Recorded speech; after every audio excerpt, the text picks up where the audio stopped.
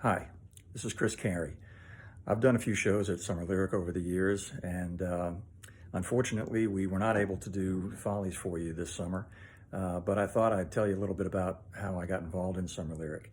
About 30 years ago, my good friend Linda Mintz, who was married to one of my law partners at the time, the late great Albert Mintz, asked me if I had any interest in getting involved in Summer Lyric, and asked me if I knew about it. I had done a few shows at Le Petit and other places around town at that point, and I, of course, told her that I knew about Summer Lyric.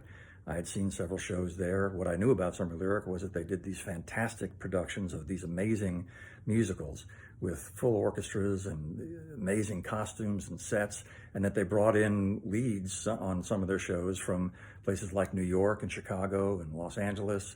And I thought that was so far out of my range that there was no way that I could ever possibly make it onto that stage. But Linda thought differently. She thought that there might be a place for me at Summer Lyric. So she set up an appointment for me with Frank Monachino, of course, the father of Summer Lyric.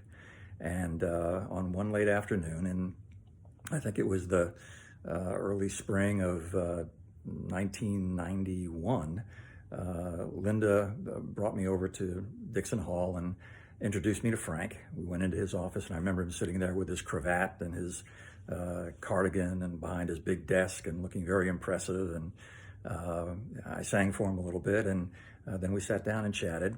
And I remember during the interview, he asked me a question I really wasn't ready for. He said, well, look, you're a young lawyer, you're married, you're going to have a family. What do you want to do this for?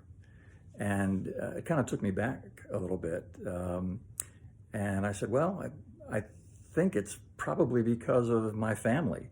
And I told him about my mom and her sister and her brother-in-law, all of whom had been on Broadway, and my cousin who had been on Broadway. And I said, it's kind of in my blood. It's the family curse. It's something that I think I can do and I really love to do.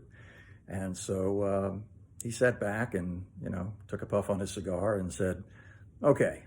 And the next thing I knew, I was cast to play the romantic interest for the late, great force of nature, one of our great loves, Cynthia Owen, in Pajama Game.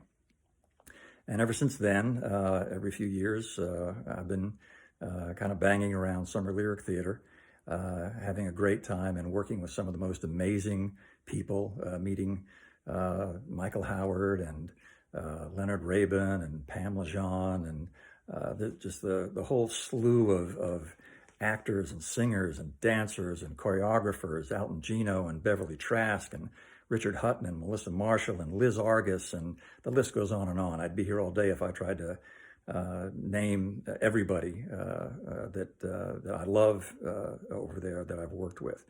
But I do love Summer Lyric Theater, and I hope that you do too.